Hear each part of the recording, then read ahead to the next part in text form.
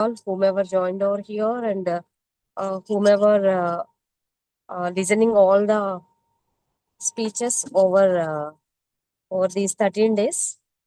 And again, today also we are having two more distinguished speakers. One from international Ghana, professor from Ghana, and one from professor from medical background from Tamil Nadu.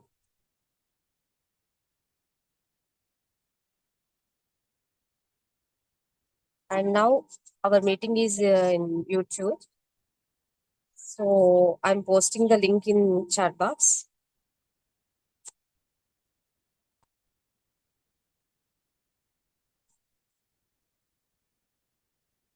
And the same link I'll post in the WhatsApp group also.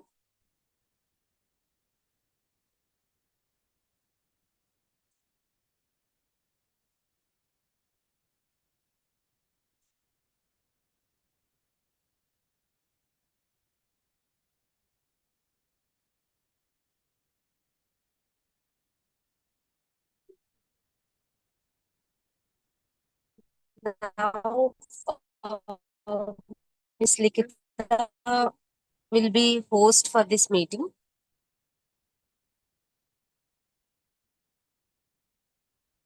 So let us wait for some time. Our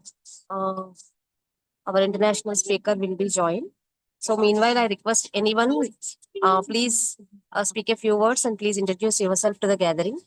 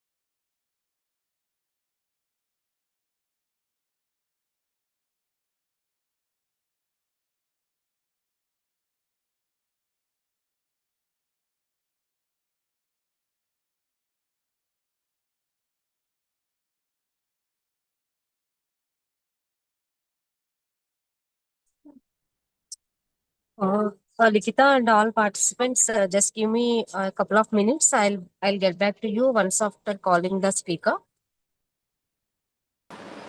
Sure, madam. Thank you.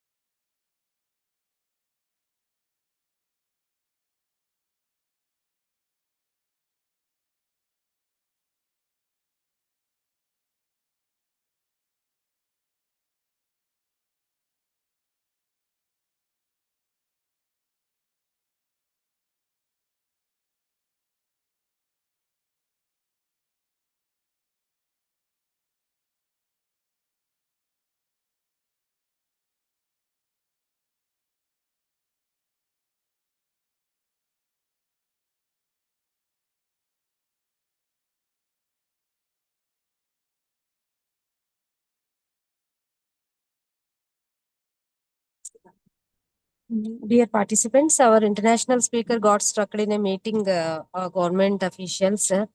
As currently the time is 12:30 p.m. For them. So suddenly he got a meeting with the government officials there at his workplace. So we are trying for the national speaker, just a swapping of a 7 to 8 slot to this slot. So we'll come back within couple of minutes. Please be waited. Meanwhile, I request anyone if you could able to speak something, it will be good for all of us. So the speaker is calling to me. I'll get back to you all. Thank you so much.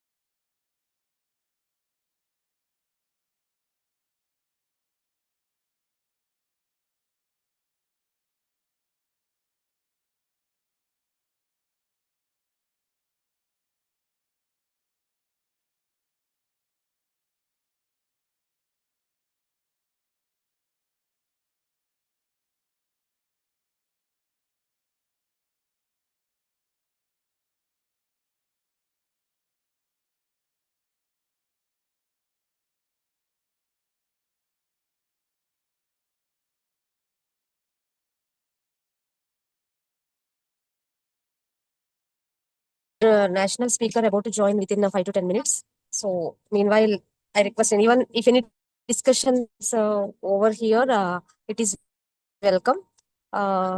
Please, any of your suggestions or any discussions regarding the FDP or regarding anything else regarding research or publications or something else. We had some time. We have some time to discuss. So I few words.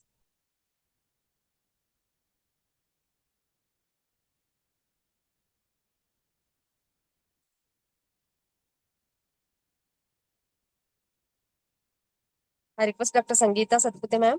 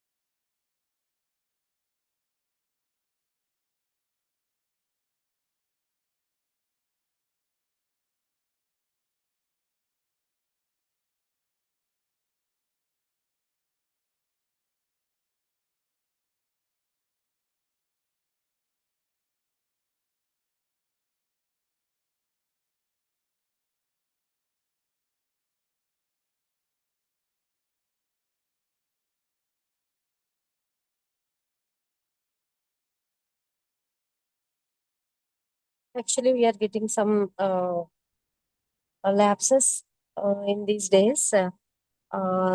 Today, we are unable to get this international speaker, I think. And if his meeting will conclude by 7 to 7:30 in between, he may join with us. If not, we can conclude with one speech today. But we have 3 speeches on Monday again. I'm trying to get one speech today to make it to be convenient. But if speaker is not available and not ready with their speech, we may have 3 40 minutes each, 3 speeches on Monday. So today we can have only one national speech. So please extend all of you your cooperation and support 12 days. And meanwhile, somebody else also need to be joined.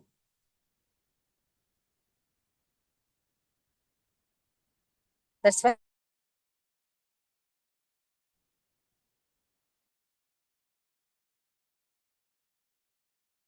मैं आपसे कुछ सुनना चाह रही हूँ ma'am.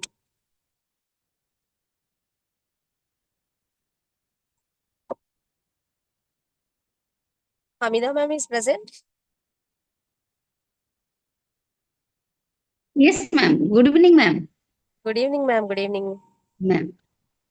See, Yes, ma'am. actually, ma'am, this is my second program. I attended an 2 days international workshop on SPSS organized by Sidvi Foundation on 3rd to 4th October 2025. That's why this is my second program under Sidvi Foundation.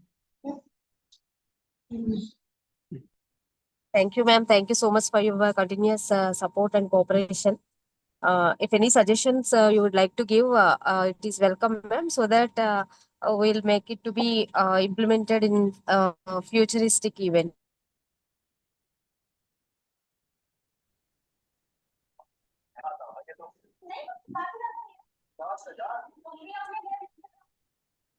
From your end.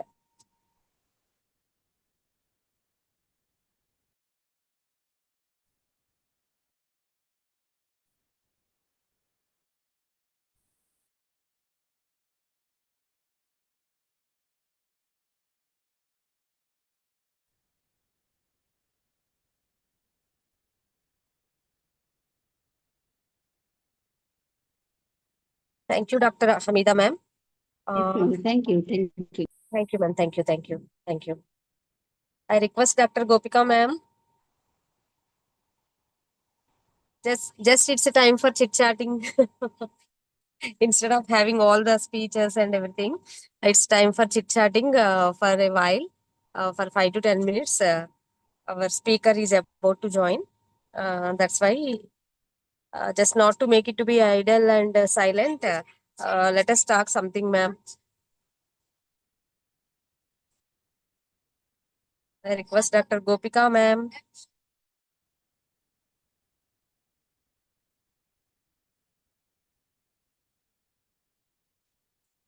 Rajni, ma'am.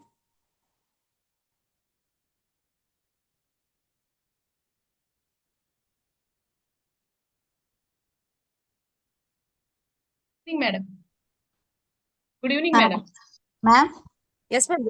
Good evening. Good evening, ma'am. Good evening. Good evening. Ma'am, myself Gopika. Yes, ma'am. Yes, ma'am. There's some problem in my laptop, audio Yeah, ma'am. problem. So I joined from another device. That's time lag. Okay. Very happy, ma'am, for No attending. issues, ma'am. No issues.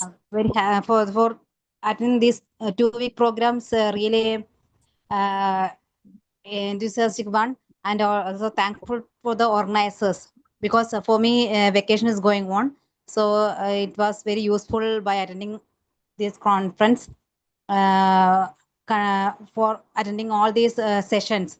Very thankful, and special thank to Gayatri ma'am and that Arna ma'am, and also waiting for the for upcoming events so that I can join all that also. Thank you, ma'am. Thank you very much.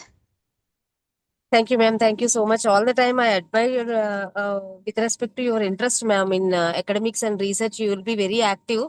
I could see in your messages and in your enthusiastic cooperation, and you're all the time with me. So that means a lot for us to make more and more events in future. Thank you Okay. so much. Thank you. Thank you. Just 2 months before only I completed my PhD. I'm a teacher, in +2 teacher in one of the government school in Kerala. And I have joined a PhD as a part-time scholar. So before 4 months only, I was able to complete. Though while doing PhD and all, I was used to attend all the conferences for presentation and all. So it was very lucky for me for being the part of all your events. Thank you, ma'am.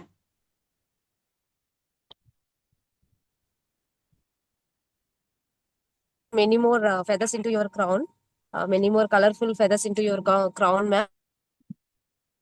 Steps also in your career. Thank you, ma'am.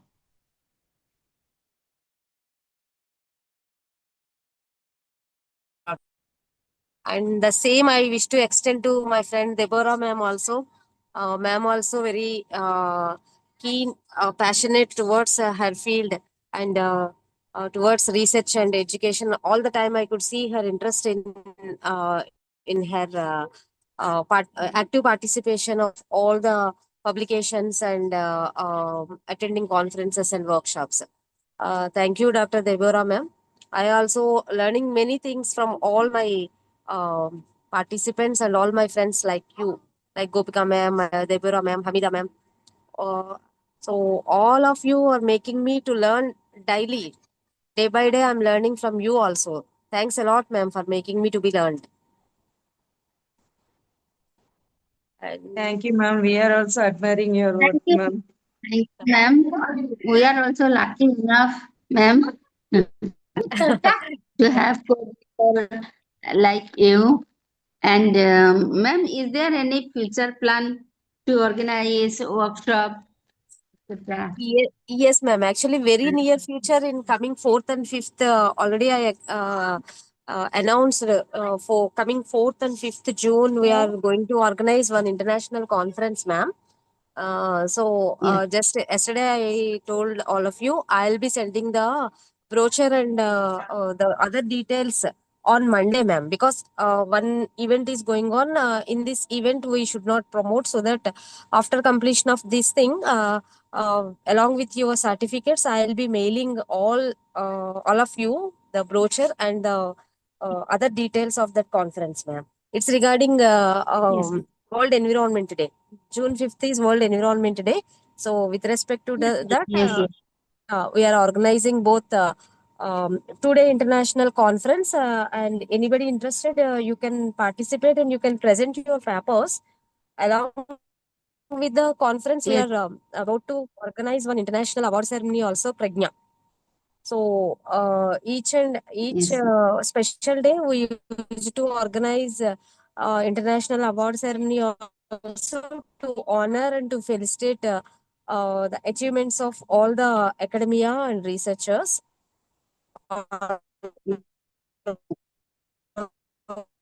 We coined as There, Pragna. yes, ma'am. There will be provision for publication as well, I think. Yes, ma'am. Yes, ma'am. Yes, ma'am. Yes, Publication. ma'am. We'll give the publication opportunity also. So 2 or 3 varieties of publications we'll give. As per your choice, you can move forward after conference. So in the conference, we'll take only abstracts, and we'll be making those abstracts to be documented in a conference proceedings with ISBN number. Yes. Afterwards, full length paper we can publish in our journal, or if you wish, I can assist you to publish in Scopus Indexed journals also. Yes, ma'am. And I Thank you request so all of much. you. Thank you, ma'am. I request all of you to please cooperate with that also. And if any of your students are interested, we are about to make them also to be participate and present their papers, student papers also, both UG and PG. So if your scholars or students are interested, you can make it that one also, ma'am. Yes, ma'am, what will be the criteria for to publish in the Scuba journal? हाँ ma'am criteria. हाँ ma'am हाँ ma'am so Of you course, you just message me in WhatsApp, ma'am, giving all your details. Actually, I didn't have your number, ma'am, in WhatsApp. So you personally give me a message. I'll get back to you after after timings of this FDP, ma'am. I'll make to be published in some Scopus indexed journals which are currently active and currently available. yes, ma'am. Yes, Yes. ma'am. I'll do it. Please, Yeah, just give me WhatsApp message, ma'am, giving all your details, please. okay, ma'am. Okay. Yes. I am eager to publish at least one paper in Scuba Journal. Definitely, ma'am. Definitely, I'll assist you. That's why I am telling you, ma'am. Yeah, ma'am. Yeah, ma'am. Definitely, ma'am. I'll send, yes, ma'am. I'll send you a paper, multidisciplinary paper, Mm. and you will have to help me, ma'am. Definitely. I'll send you paper. Okay, ma'am. Thank you. Thank you, ma'am. Thank you. Huh.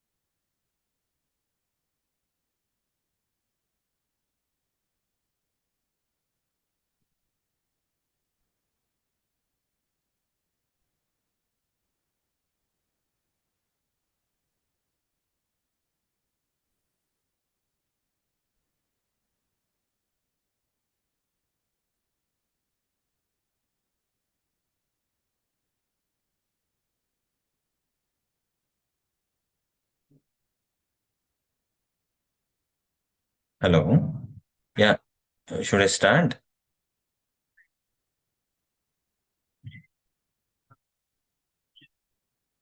I think now just now they all stopped. I just logged into the link you sent. I think some 13, 14 are there. That's it. Dr. Hamida Khatun, something is there. Yes, sir. Yes, sir. Yes, sir. Actually, some technical issues are there, sir. That's why. Thanks a lot, sir, for sparing Okay. your valuable time Yeah. with us and Okay, fine. Yeah. for accepting our proposal. I wish to introduce our today's distinguished speaker, Dr. Karthikeyan TM, sir.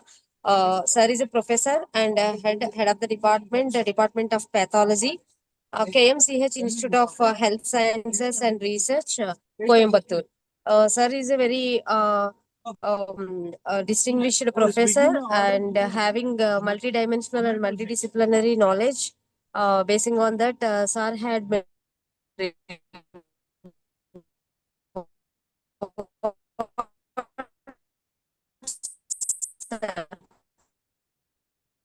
Hello. Hello. or Hello.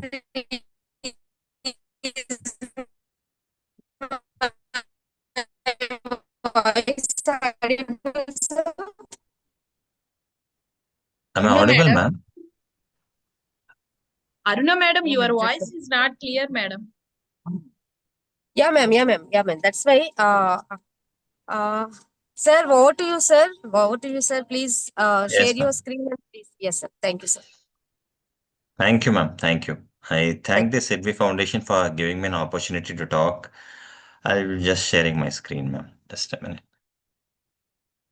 Okay.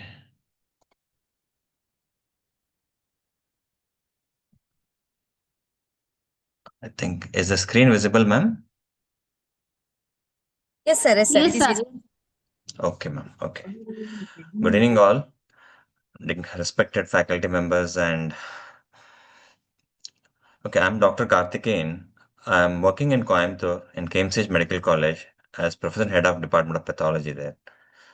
So today I'll be mainly focusing on curriculum innovation, reimagining curriculum, integrating disciplines, and inspiring synergy. Okay. So the overview of my presentation would be, I'll be just going with what is curriculum, types of curriculum, and traditional integrated, and historical aspects related to curriculum. What are the changes that have taken place during the period of time? And yeah, some case studies highlighting the change in curriculum, what impact has made, and what are the resources available and what are the barriers for synergistic curriculum. Okay. So what is curriculum basically? Curriculum basically, in Latin, it means curare, which means a race course or a race track. Okay. So it's basically a pathway or course which the learner has to run to achieve his target. Okay. So basically, it is nothing but the total experiences that a student gains in an educational setup is what we call as a curriculum. It is defined and prescribed course of studies, which student must fulfill in order to pass a certain level of education. So there are different types of curriculum, and I'll be just sharing about what we normally do here. Okay. Basically, there are two types of curriculum which all of us know. One is what we call as explicit curriculum. This is the one that has been followed for a long time, and the one that we have been used to in our schools and our college days. Explicit curriculum actually outlines exactly what educators are expected to teach, and also tells students what they are expected to learn. Okay, this is the one that we have been following for a very long time. There's another one what we call as implicit curriculum or what we call as hidden curriculum. So this basically talks about the unspoken or unofficial values, that a student learns. For example, in medicine, because I am basically a pathologist and I deal with both medical education and diagnostic work. In medicine, actually, how a student is supposed to talk to a patient, how he should dress, the social skills, the communication skills, all these things were not taught before. Actually, what we learned was by observing from our professors, our colleagues, how they behave. This is something that we learned by observing. This is not taught to us as a course or something. Okay. Now, if you look at this is a very good infograph. You can see there are basically three types of curriculum here. One is what is visible, what we call as explicit curriculum. This is the syllabus which is prescribed by our university, which we religiously follow. Okay. In explicit curriculum, everything is written. The goals and objectives, how we are going to follow, what assessment pattern, everything is told to the teachers, and same thing is also exposed to the students. Now, coming to hidden curriculum, what I said is this is the culture. I mean, what exists in that particular institution, which the student observes, which he learns by basically by observation. And the third one is what we call as, the null curriculum, which is actually omitted from any standard curriculum. Now, what is this null curriculum? Why it was omitted? Well, a lot of papers are on this. One of the article which states is that, it's commonly present and maybe it talks about religious diversity and because of that it is left. And there are some aspects, for example, financial planning. This is something which is very important, but is not taught to us. This also comes under this null curriculum, and I feel this curriculum also should merge with explicit curriculum, or it should move from the null curriculum to the one that is taught to the students. Okay. Now, what is the objective of any curriculum? What do we expect from a curriculum? What it should deliver? What are the outcomes of any curriculum? A curriculum that we design, it should target a blend of cognitive, metacognitive, social, and technical outcomes in the learner.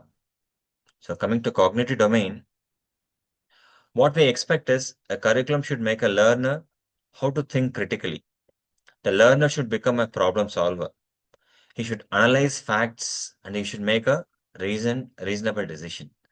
This is one of the most common expectancy that we expect from a curriculum. And also, it should develop social values. The learner should develop good communication and collaboration skills. He should work effectively. He should communicate with his peers. And he should also be able to explain his ideas to a common group.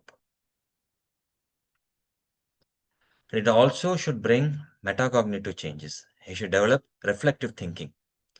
He should be able to analyze his own actions and he should be able to take corrective action. This is something that is very much needed now. And of course, in today's era, a curriculum should definitely make a learner to be able to use all the digital tools. He should be technically proficient. This is something that is needed now. Even in medicine now, we are expected to learn to use all the current tools, like how to use AI and other things in teaching and diagnostic activity. I feel this is also one of the important outcomes of any curriculum that we are going to design. If you look at this is again a very good infograph. I can see there are two aspects here. One is external applied skills and internal mental strategies. So first and foremost thing what we expect is a curriculum should develop very good cognitive adaptability. It should develop critical thinking and creativity in a learner. And a learner should be able to have self-awareness. He should be able to think and analyze his strengths and weakness and take corrective action. Okay. And yeah, he should be able to apply his skills.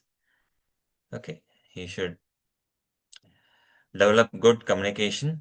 He should develop empathy. And he should be digital and technical savvy. He should have at least decent digital literacy. And of course, he should be an expert in his area of specialization, what we call as domain-specific proficiency. Okay. And coming to traditional curriculum, and this is what we all of us have been exposed to this. This is basically a teacher-centric curriculum.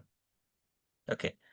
Here, teacher comes, teaches, he shares his thoughts, and all the students will, just copy all his notes without understanding what is actually going on. Okay. And traditional curriculum actually is divided into subjects. There are rigid compartments, what we call as silos. And here, the intercommunication between different subjects, different domains, they are not taught to us. And again, if you look at the assessment, it is very standardized. Most of this will be in the form of a essay type, or it could be in the form of a, short answer type. A student is supposed to read, remember, and recall.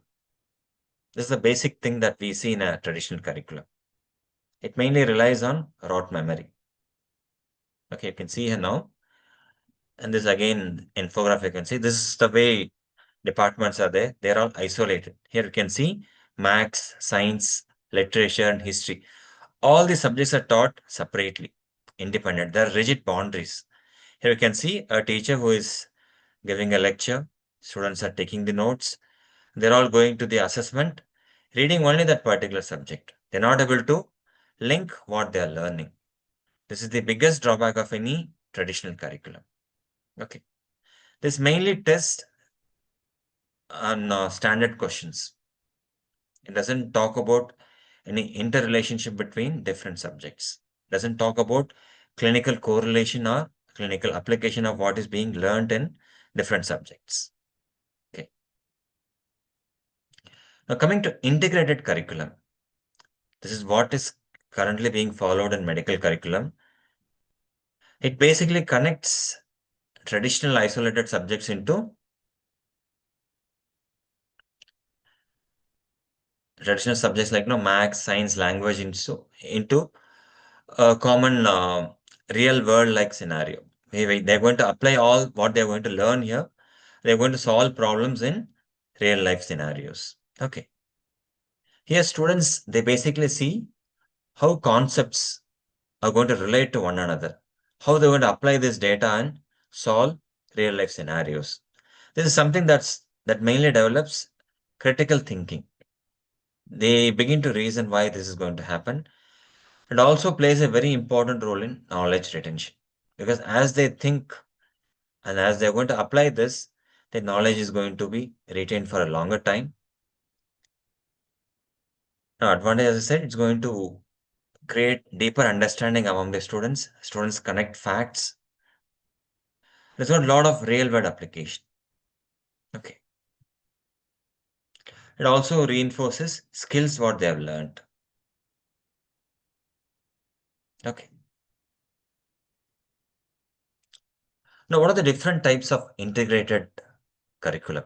The most commonly used is multidisciplinary, or what we call as theme-based or thematic curriculum. In this curriculum, what actually happens is all the subjects are kept separate, they are taught separate, but they're all directed towards a common theme. Okay, for example, you can study ocean and science. At the same time, people who are reading literature, they're going to talk about how to travel and see.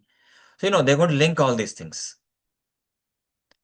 The second one is what we call as interdisciplinary. Here the boundaries between different subjects are blurred. There's nothing called, this is maths or science. Everything is linked around a common theme. The best example will be bioinformatics. So here what happens is, this comprises different subjects like engineering, information, and medicine. All these three subjects are linked together into a single unit, and this is taught to the students. And third and most important one is what we call as transdisciplinary. This is the highest level of integration, where learners actually they work around real world problems. Here they basically apply their knowledge and they study around real world problem. It is not limited to any one particular subject. You can see here, these are all the different subjects: maths, science, history, language. All these things are taught as isolated in traditional curriculum. In integrated curriculum, what happens is there's a mix-up. There's a linking of all these different subjects. Here you can see. Because of this extended linking, it's going to develop holistic learning.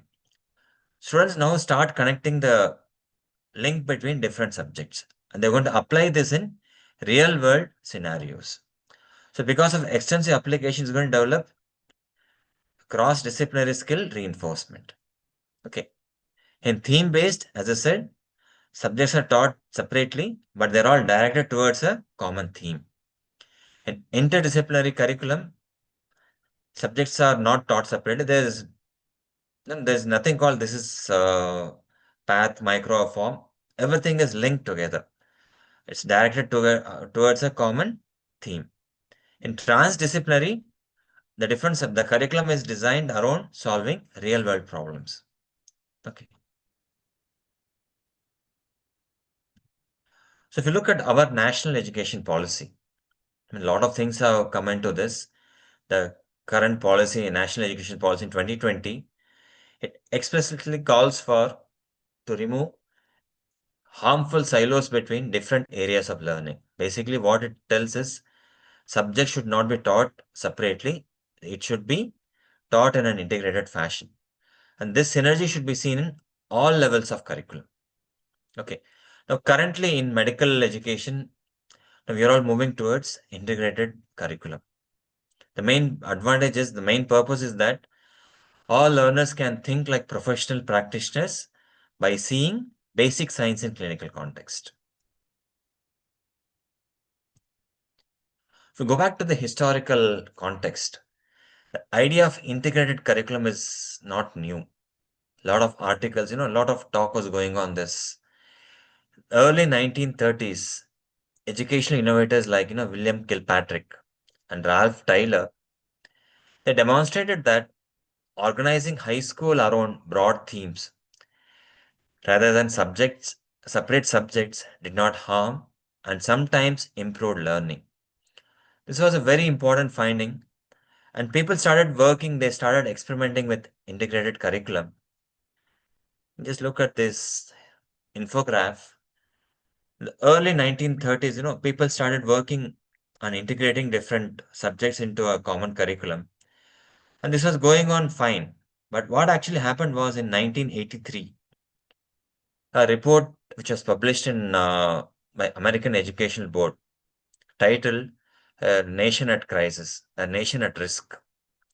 This study commented upon the state of American education, and they emphasized that to improve the quality of education, subjects should be taught separately and they should have a common exam to assess the subjects.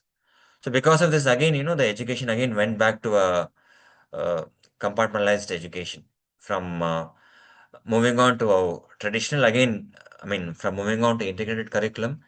Following the publication of this data, a nation at risk, again, people started going back, many universities again started going back to teaching subjects as isolated silos.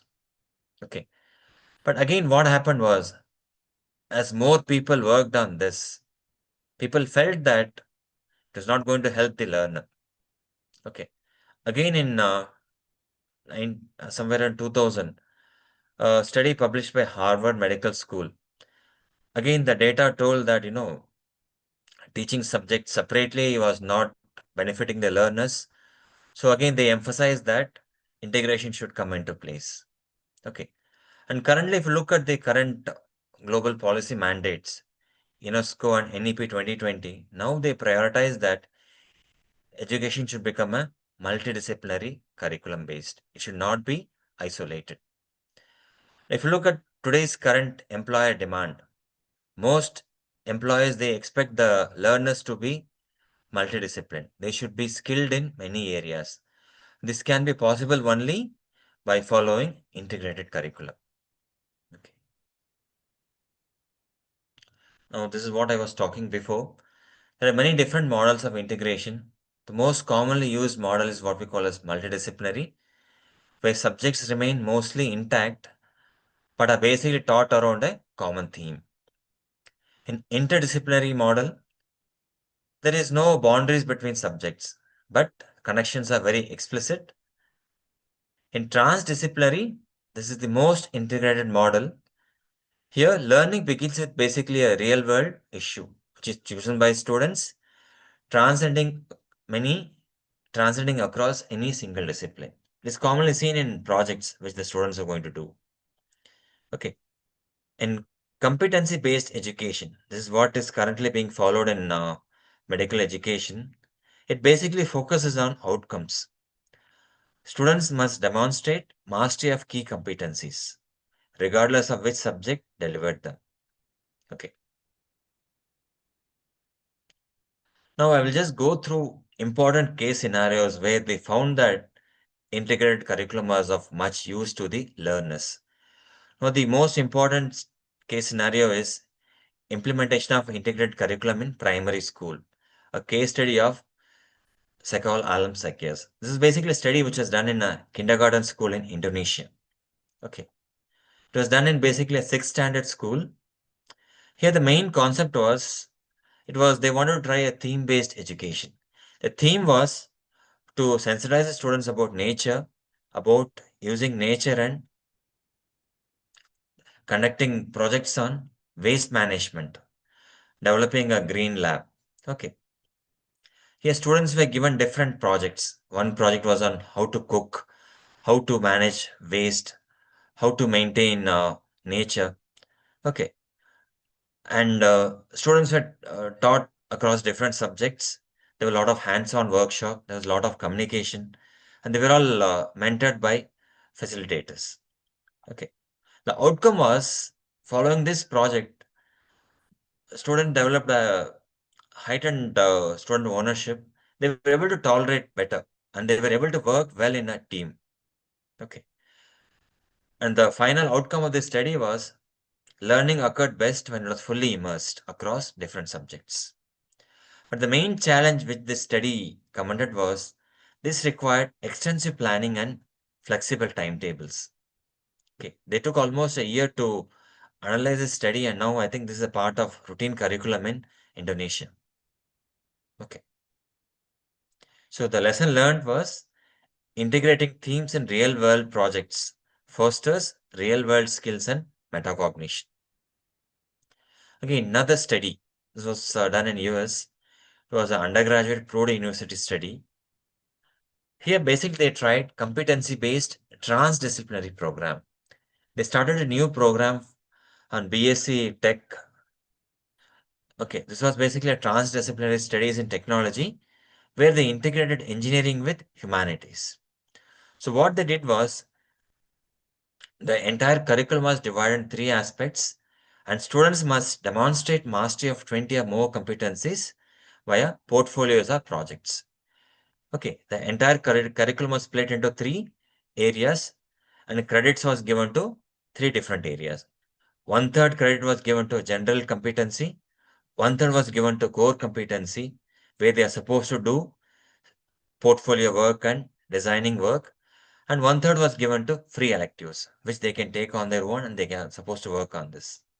Okay.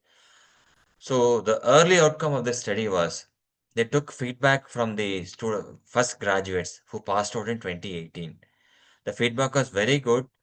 It reported strong innovation and teamwork skills among the students who underwent this program. Okay. So initially, all the faculty and everyone was very excited about this program, but practical problems rose. There were a lot of problems regarding group decision and temporary overwork of instructors, because the instructors had to be trained and they had to divide the students different groups and they had to train them. And this caused a lot of overwork of the instructors. So what they found was this was affecting the program. So what they did was they recruited more faculty and they trained them. And after this, the program's stability improved. Okay.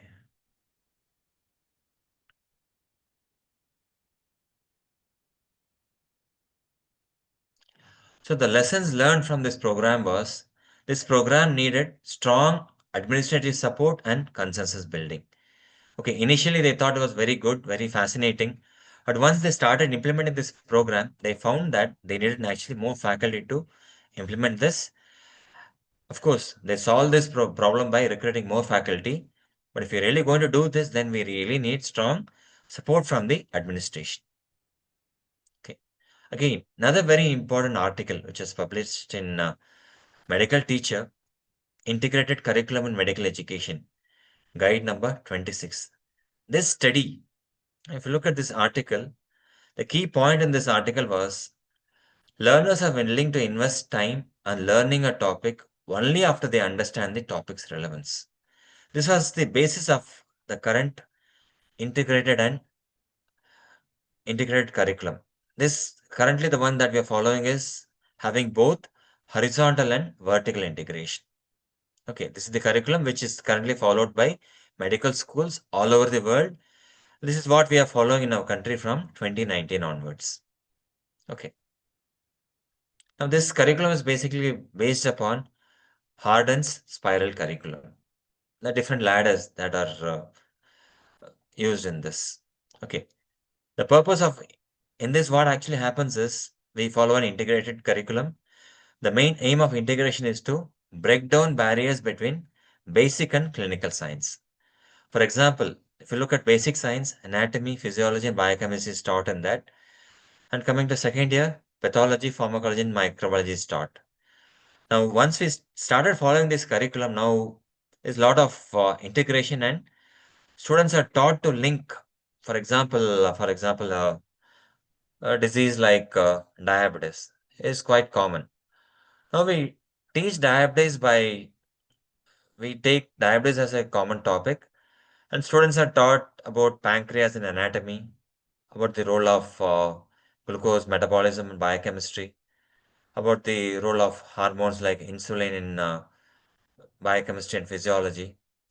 And from pathology point of view, we talk about the problems with glucose metabolism, the disease that are going to develop because of this. All these things are taught in a horizontal way. Now, because of this, what happens is students are now able to reason out. They're able to link what happens. In diabetes, what happens if pancreas is defective? What happens to the biochemical pathway? Why patient develops diabetic ketoacidosis? why the patient develops infection. Now he is able to make better sense out of this. This is because of integration. Okay. Now, what are the basic challenges that we face? The basic challenge that we face is scheduling course, so that the topics are aligned. The only way to overcome this, we have to have a proper lesson planning and curriculum mapping. Only then this is feasible, and this takes a lot of time. Okay. Again, another project. This is what we call a STEM project, which involves science, technology, engineering, and maths. This was basically a 12th standard project. This was a grade 9th standard project where the project was on where food comes from. So this involved integrating different subjects like maths, science, social studies, health, and language around nutrition. Students analyzed a lot of data. Okay, they studied environmental impacts of agriculture. What are the factors that will affect agriculture? They studied the impact of climate.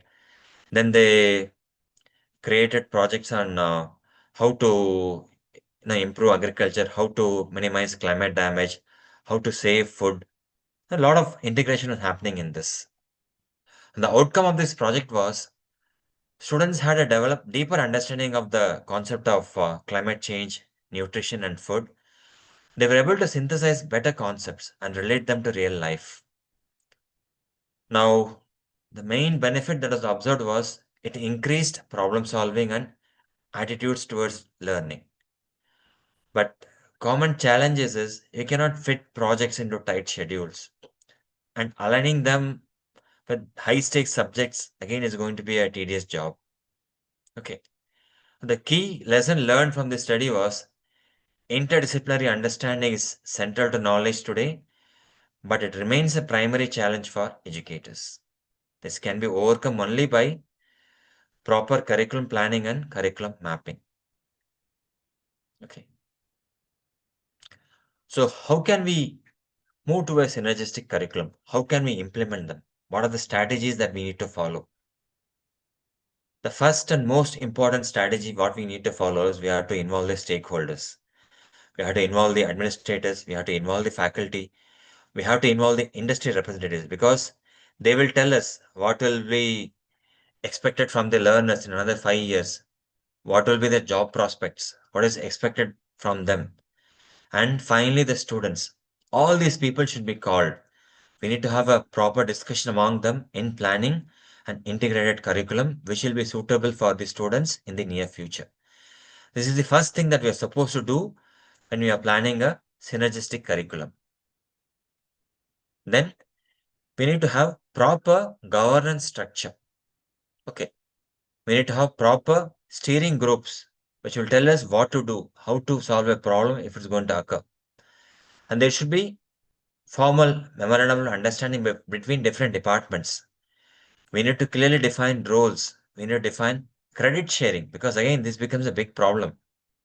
Once the results are very good, then each department will start claiming credits. So this also needs to be very clearly planned. Who's going to do what credit will be given to whom, and budget. And we need to invest on training faculty. Okay, training faculty is a very, very big task and it needs a lot of time and resources. So a lot of resources again should be spent on training faculty so that they can train the learners in an integrated curriculum. Because most of the faculties are trained for traditional curriculum. So, first they have to let go of the thought that, we are all working for the learners and we should teach so that they should become, so that the curriculum will be useful for the learners in the near future. And curriculum mapping. Again, this is a big task. We have to use digital tools to align standards, to prepare learning objectives, to prepare competencies, to prepare assessment plans. All these things should be done properly, well in advance, and it should be maybe if possible, we can do a pilot study on this also before implementing it to the students. And we also need to redesign our assessment plan. Assessment that we're going to plan should align to the integrated curriculum. We can use rubrics, we can use portfolios, we can use presentations to assess them. We can use 360-degree assignment to assessment to follow their learning abilities. All these things can be done. Okay. And we also need to allocate resources for developing infrastructure. We need to have good labs. We need to have good access to current AI tools. Okay. Now, what is the role of teachers in integrated curriculum? In integrated curriculum, teachers will have to become facilitators. Teachers need to guide students. They need to pose integrative problems. They need to train the students in collaborating rather than lecturing them. This is what you're supposed to do. We need to guide them. We need to create interest in them. And we need to give them clues how they can start making connection between different disciplines. Okay. And teachers need to work in teams. Now, again, this is a big challenge. Okay. Because we need to get faculty from different departments to sit together, to plan, to prepare. This needs a lot of time. Okay. And teachers can also act as mentors. Mentoring again plays a very important role in integrated curriculum because some students might have problems. So having a mentor will be able to solve it. And teachers need to become innovators.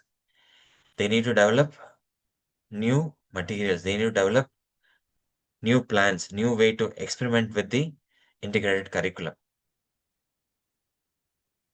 Now again, coming to assessment strategies, we cannot use the traditional tools to assess students in integrated curriculum. We need to develop assessment tools which will be both qualitative and quantitative. Quantitative indicators might include what the student achieves, like his grades, his test scores. Coming to qualitative measures, we need to look at their rubric score. We need to look at their portfolios. We need to look at their classwork observations. Okay. And it's always better to have mixed methods. We can use both. Numeric scores can track their trends, and portfolios can assess portfolios, and reflections can capture deeper learning. Now, what are the common barriers that we face in this? First and most common barrier that we face is institutional inertia. Like, most of us are used to a set pattern of curriculum. We're all used to taking classes. Most of us are used to conducting lectures rather than small group discussions or problem solving exercise. We're comfortable with our traditional examination tools like essay questions, short answers.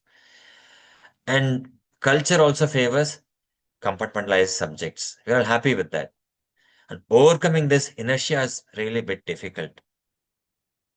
And faculty resistance or workload. When you are switching over from traditional curriculum to integrated curriculum, a lot of things needs to change. Faculty should train. Faculty should spend more time.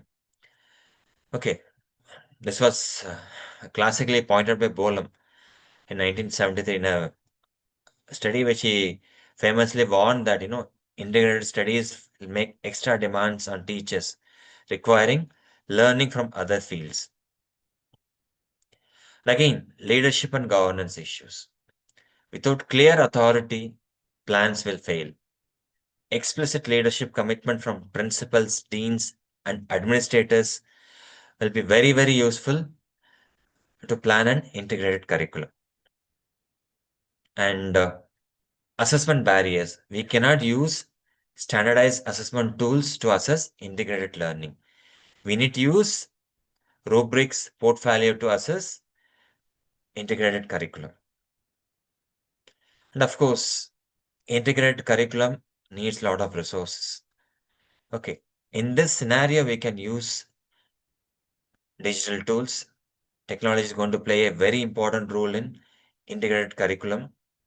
We can use learning management systems. There are many learning management platform systems like Moodle, Google Classroom, Canvas, Camo. Camo is the LMS that we use in our institution. Camo is quite user-friendly, but it needs a lot of input that we have to sit and do it. Once it is done, then it's very useful. We can easily use it to assess students we can use it for monitoring an integrated curriculum. Then we can use collaborative platforms like, Microsoft Teams or Google Workspace space for real-time collaboration.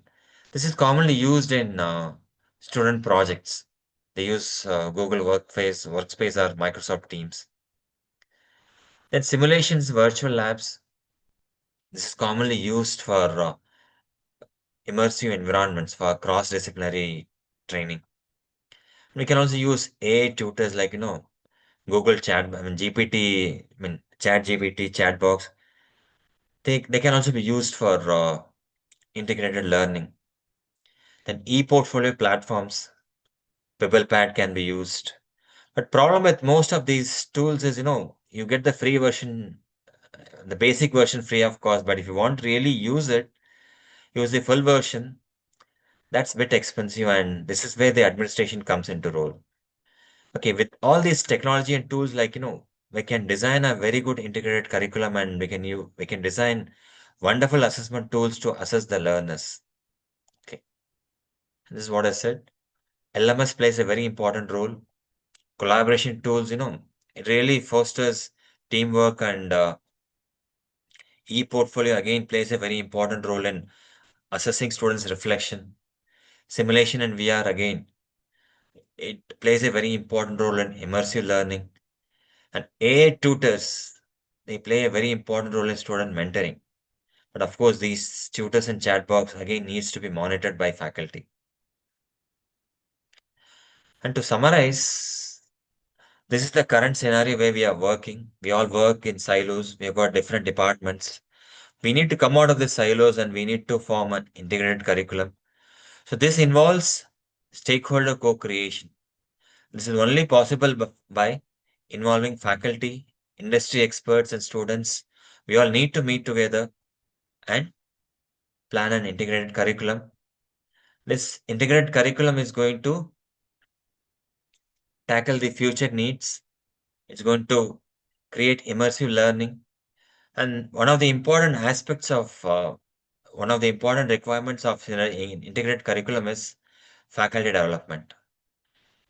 Okay, and this again needs a lot of resources and time. Once all these three things are met, then we can plan. We need to design a very good competency plan. We need to have a good competency mapped curriculum.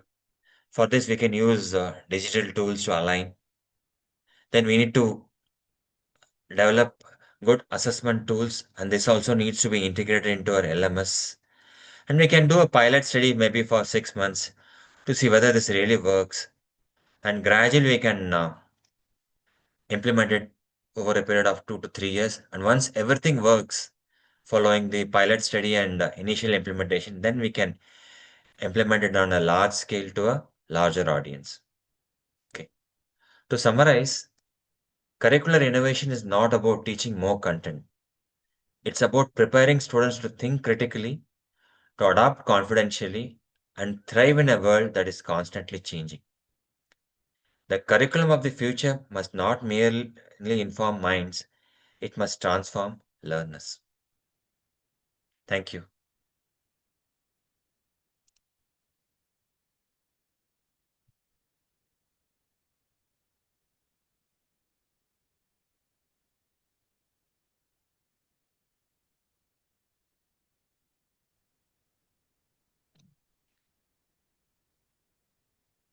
Hello? Thank you, sir. Thank you. Uh, uh, is my voice audible? Yes, ma'am, your voice is audible, ma'am.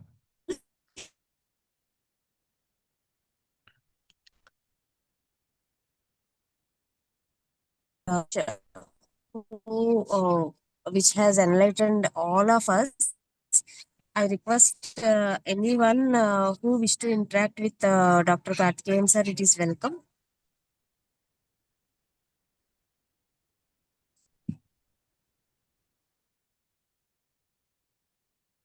Yes, sir. Good I evening, request sir. from Good the evening. participant side, please interact with sir. Good evening, Good ma'am. evening, everybody. Uh, so that was really a very nice, interesting one. Of course, we have started using this kind of an out of the way, thinking out of the box kind of a system since a Yes, while ma'am. ago, and especially with COVID, it actually taught us different Yes, ma'am. ways of reaching out to students, whether it is students reaching out to teachers or even faculty reaching out to students. Both ways, either ways, it has really taken a different perspective altogether. Of course, we cannot but think about all these traditional best practices that have always been there. I can say in that way that our parents learned it in that traditional way. We too, if I can include myself, we too learned it in the same traditional basic manner. It's only this time that we have started coming out with this critical thinking, or even accepting things how it is moving on with the changing times and with the changing trends. That has given a different scope altogether. But most of the things that you said are really very, very nice, and most of us should be incorporating them. The way curriculum design can be made. So once it is made in the system, then system will take care of itself. That's how you have given us a very nice information. Thank you so much, sir. Thank you for that very nice, insightful knowledge that you shared with us. Thank you, sir. Thank you, ma'am. Thank you. But the problem is today's students are totally different compared to what we were before. They are technologically driven, and the current expectations from them is also different. And I feel like, I mean, I totally agree with you, ma'am. Traditional teaching has its own benefits, but if you start integrating this, outcomes are still much better. Yes, sir. True, true. Now, Yes, ma'am. I didn't mean to say that we should always be in the traditional mode. What I said was, with Yes, ma'am. traditional Yes, mode ma'am. acting as a base, if we get Yes, ma'am. into using the latest trends that are there, Yes, suitable ma'am. to the changing times, suitable to the kind of students, our target audience, or even the kind of peer that we have. For example, if an old timer wants to collaborate some research work with a younger generation faculty, just because you encourage a collaborative research and Yes, ma'am. collaborative Yes, ma'am. activities and all, then it should be a fine blend. That's what I Yes, meant ma'am. to say. Yes, ma'am. Yes, ma'am. Not to talk only that. What I meant to say was, even our base was stronger, because, though Yes, it ma'am. was not in the digital format, or we did not learn it through that digital access, or that easy go methods. Still, we have a strong grounding. So while Yes. teaching students, if we talk about history, if we bring them to the background, if we talk to them how things are revolving around this basic concept, yeah, Yes, talking ma'am. not only in isolation, even Yes, ma'am. concepts should not be spoken of or taught in silos. If they are Yes, taught ma'am. with connect Integration. with Yes, ma'am. everything, environment, psychological, sociological, physiological, and even other social impact, yeah, Yes, maybe ma'am. economic background as well. So Yeah. then that's where holistic understanding can be brought Yes, ma'am. out in students, and I'm sure that's what I wanted to say. Yes, ma'am. You I must totally have agree with you, ma'am. yeah, yeah, yes, Yes, sir. ma'am. Thank you, sir. Thank Yes. you so much.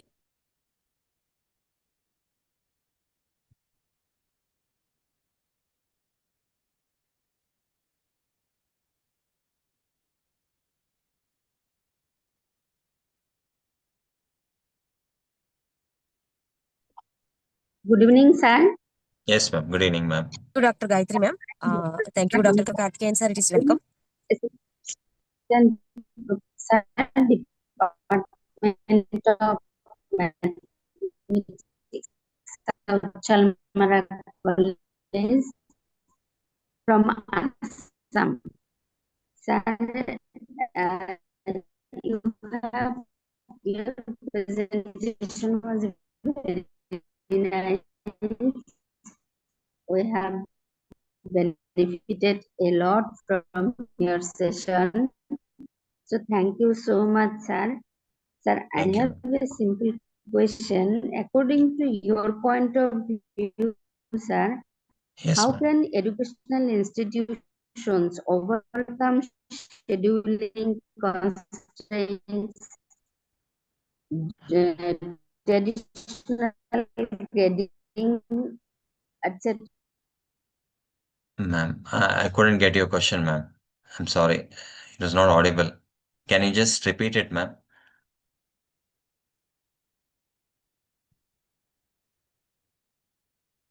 Hamida ma'am, could you please repeat it?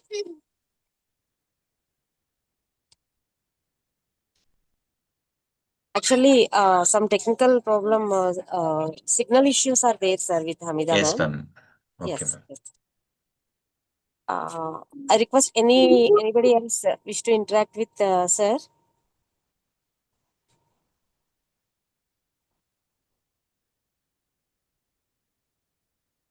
Deborah ma'am, I think you closely related to your domain related to this speech. Yes, ma'am. Yes, ma'am. I am following that also. Yeah, Sir, yeah. I am Dr. Deborah, Assistant Professor in Biochemistry, sir. What you said is exactly true. And we are also in the Board of Studies, we are included the alumni as well as the industrial person also, sir. Yes, So ma'am. what you said, lining and adhering to the rules, we are framing the syllabus, sir. But Yes, ma'am. that industrial person, they are mainly concentrating on the placement side, sir. Okay, So ma'am. how Okay. that can be included in the curriculum, that we don't know, sir. No, ma'am. Actually, we need to talk what they're expecting because I mean, we engage the even lab technicians also. Okay, we teach them also apart from teaching medical students.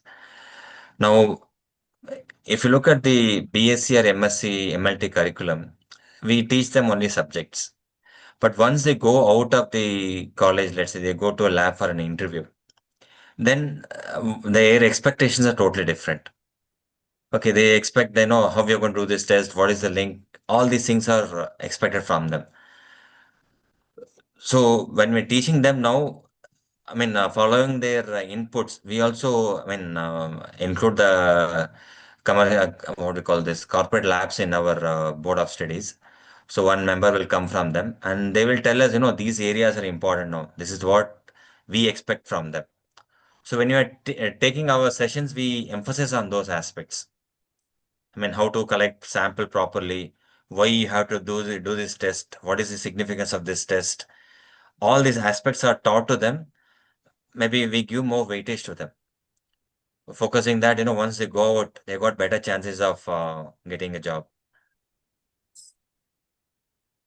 Yes, sir. They are mainly concentrating on practical thing and Yes, ma'am. rather Yeah. than theoretical.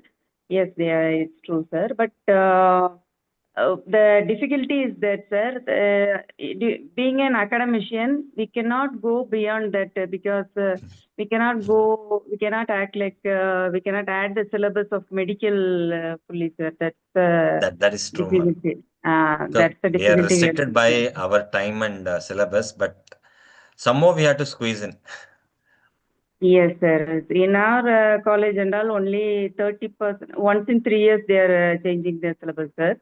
So 30% we can change, or else we can change the paper itself. Like that, we have a rule, sir.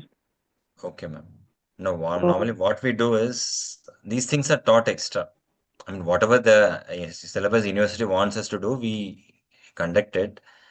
But in addition to that, we take extra time and focus on them. This is basically, strictly speaking, off the syllabus we can talk because we want them to do better. yes, sir. Yes, ma'am. So in theoretical, up to the clinical significance, we are having the syllabus, sir, from the Yes, ma'am. but after that, clinical trials and all, we are unable to include in the syllabus, sir. Yes, ma'am. Only theoretically we can learn, but Yes, ma'am. practically we are unable to do that. So that's the difficulty we are Yes, ma'am. facing. Yes, ma'am. But industrial person, they are insisting on that. At least you can collect some data and like that you can do like that. They are telling, sir. Yes, ma'am. Thank you, sir. Your speech is very innovative, sir. Thank you, ma'am. Thank you. Thank you, Dr. Deborah ma'am.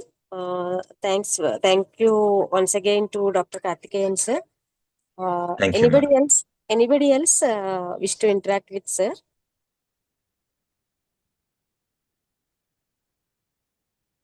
Dr. Gopika ma'am.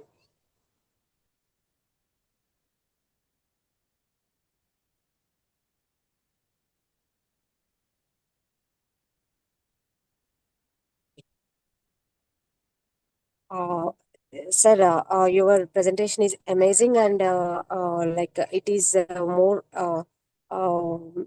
it is having a chance to explore, sir, more and more. And I myself, Dr. Aruna, belonging to this teaching fraternity, have Okay. a doubt, sir. Actually, recently we got an information that in NEP 2020, like 80% from classroom teaching and 20% from online teaching. How would you suggest this, sir? Is it apt, or anything need to be changed in this, sir? Actually, Ma'am, because in COVID, yes, ma'am. yes, sir. No, that was basically following COVID, they brought that change. But Yeah, what they are meaning is now to integrate, ma'am. I mean, it should be done properly, because for school children, once you go online, it should not be misused. That is one thing which I'm worried, Yeah. because there are very good tools available which will really improve the, what do you call that, integration among these students. You'll be able to start linking subjects and understanding better, but it should be supervised. Yes, yes, sir. So it should not be misused.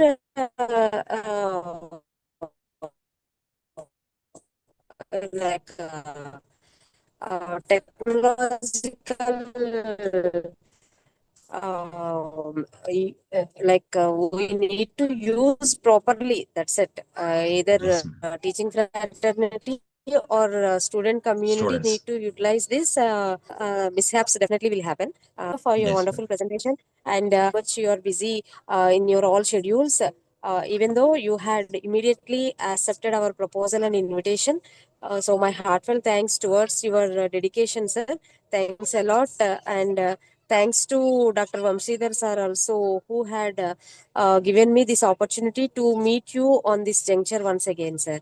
Thank you, ma'am. Thanks a lot, sir. Thank you, sir. Thank Thank you. you so Thank you, much. ma'am. Thank you, sir. And I request all the participants, tomorrow is off for all of us. And again, we shall meet on Monday with three more distinguished speeches, and followed by valedictory. And in this juncture, sir, sorry, I forgotten one thing. If you are able to give your presentation as in the form of paper, we are about to publish it in our journal, sir.